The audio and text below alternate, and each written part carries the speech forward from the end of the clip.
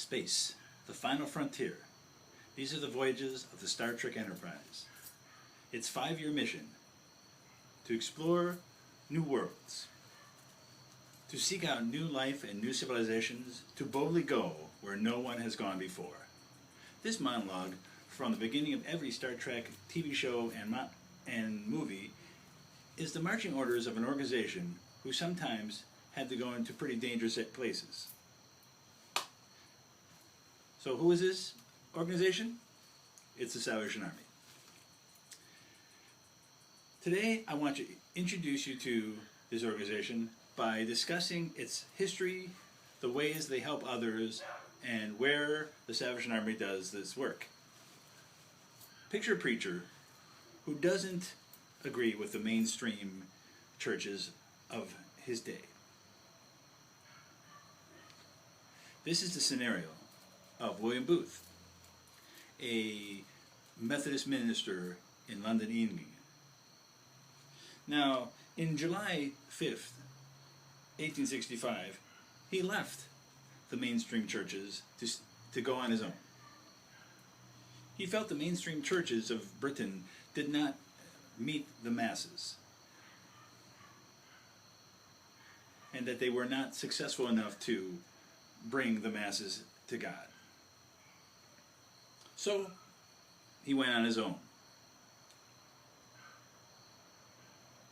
He walked the streets of London, preaching the gospel of Christ to the poor, the hungry, the homeless, and the destitute. Booth's goal was to get one saved and then into a church, but what he found was that the poor of that time had a hard time finding a church among the middle class. So he started his own church called the Christian Mission.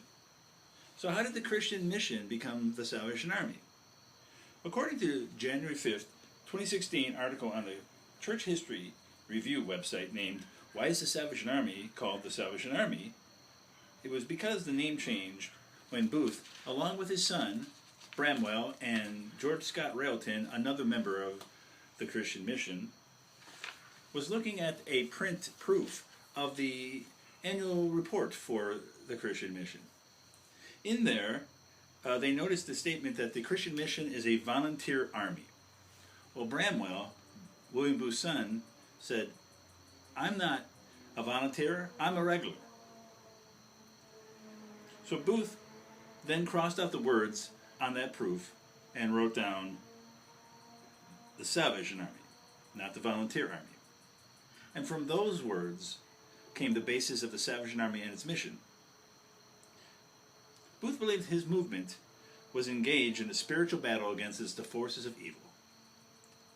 So he adopted a military metaphor for his long history of Christianity. Therefore, the Salvation Army took to wearing uniforms for many reasons, as we shall see. Now, a December 4th, 2019 article on NPR.org, Professor Diane Winston, who is the Media and Religion Annenberg School of Communications at the University of Southern California, told Tell Me More, an NPR program, that the uniform was a way to equalize soldiers coming from different backgrounds. Since everyone in the organization looked the same, it didn't matter if you were of a higher standing or not. You were all treated the same.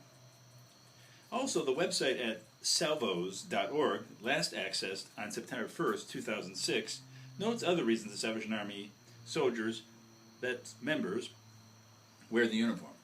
The uniform, to them, is a vehicle that shows the expression of the member, of their faith, and it often creates valuable opportunities to provide a helping hand. It's also a visible expression of the faith that creates valuable opportunities for these members, and it also is a personal reminder to the wearer to live up to the profession of their profession of Christ being their Savior. Now, as I mentioned, Booth went to the poor, so the Salvation Army was a working church. Many of its members, known as Salvationists, were people drawn from the poor, This helped Booth's mission to succeed because those people could go out and talk to other poor people because they knew what it was like. They understood the working class people and the values of those people. Another thing that we find in the history of the Salvation Army is gender equality. They were very forward-thinking for that time. Women were given leadership responsibilities in 1878, and they almost equaled the number of male officers. At the Salvation Army UK website, www.salvationarmy.org UK/inclusion, last accessed September 6th, 2016, it notes that William's daughters were great examples of importance of the women of the early Salvation Army. Catherine, the oldest, started work in France. Emma led the first Army training home for women as the principal. Evangeline became the Salvation Army's first female international leader. That would be called the general. And Lucy was a leader of the Army's work in India, Denmark, Norway, and South America. Now that we learned the history of the Salvation Army, I will discuss the ways the Salvation Army helps others.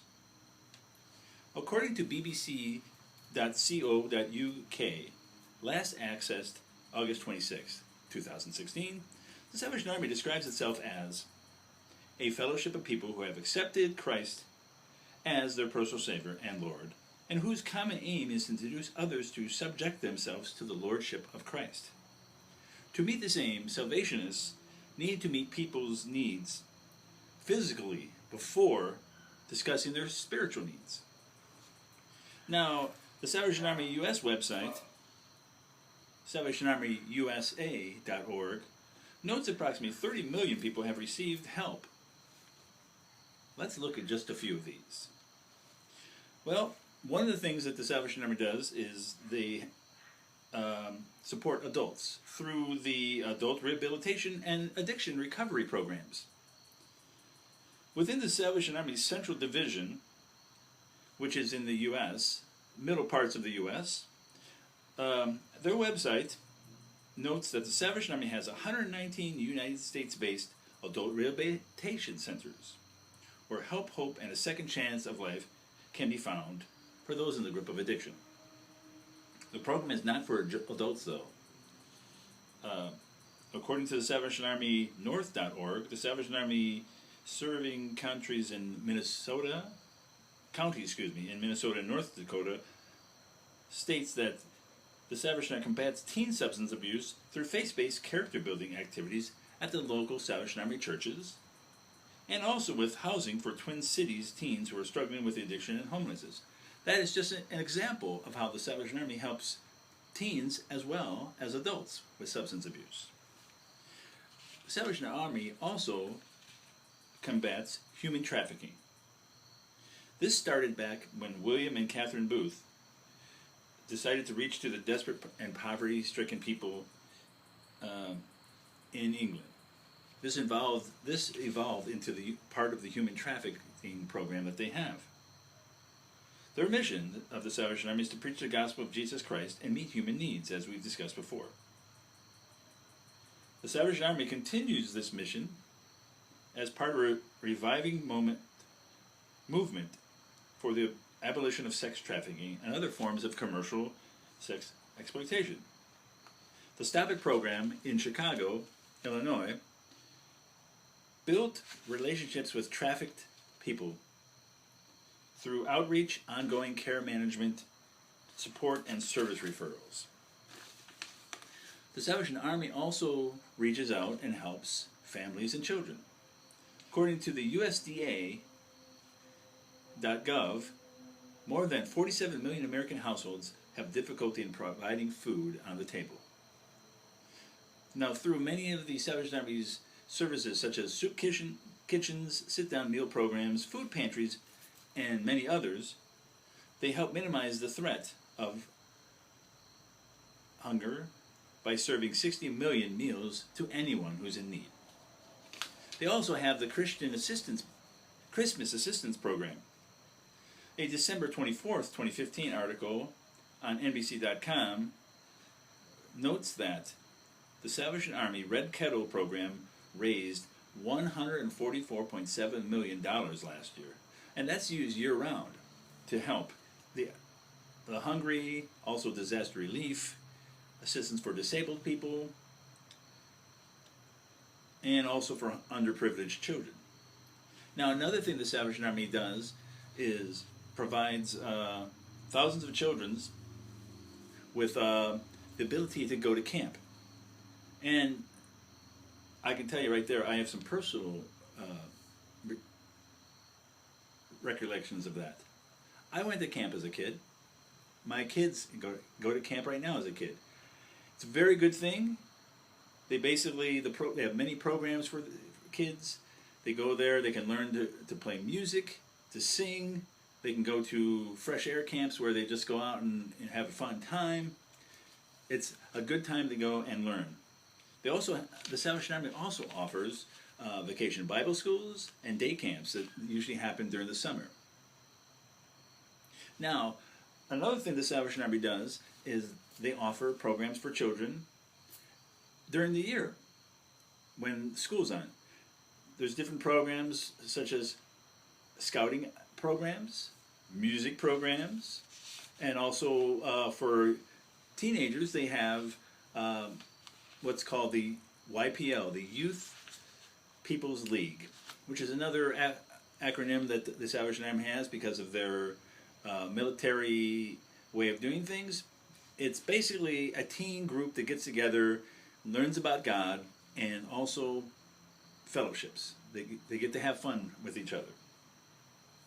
Now, another way the Salvation Army helps is through disaster relief. Now, if you've ever been to a disaster, you'll probably see one of the Salvation Army's trucks. We have food trucks that come out. Now, they'll come out and help.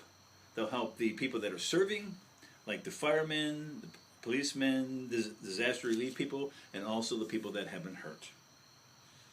Now, what they do also provide are 7 core services, which are training. They'll help train people to be emergency personnel. They have the food services, as I said before, where they have mobile feeding units that offer meals. Emotional and spiritual care is also needed when there's a disaster, and the Salvation Army is there to help with that too, with trained people to handle that. They also have emergency communication link. They have a radio group through ham radio operators where they go in and tell people how things are going. They keep the communications going fine. Now, they also have donation management because they are very efficient in collecting and sorting and donating goods. Now that I've discussed the way the Salvation Army helps others, let's find out where this work is being done. The global footprint of the Salvation Army is very evident around the world. At the international website of the Salvation Army, at salvationarmy.org, it's noted that the Salvation Army currently resides in 127 countries. Now globally there are 13,826 churches. They also have 1,056,722 soldiers. And they are in 5 zones around the world. Now today I've discussed the history of the Salvation Army, the ways the Salvation Army helps others, and finally I discuss the places the Salvation Army does this work. So from the beginning till today, the Salvation Army is known as the organization doing evangelistic and social work to help people in need. So in conclusion, I'd like to say, as we have discussed the Salvation Army, we see that they indeed boldly go where no one has gone before. Sometimes the trek has been dangerous and life-threatening, but still they preach the gospel of Jesus Christ to the needy, with their heart to God and their hand to man.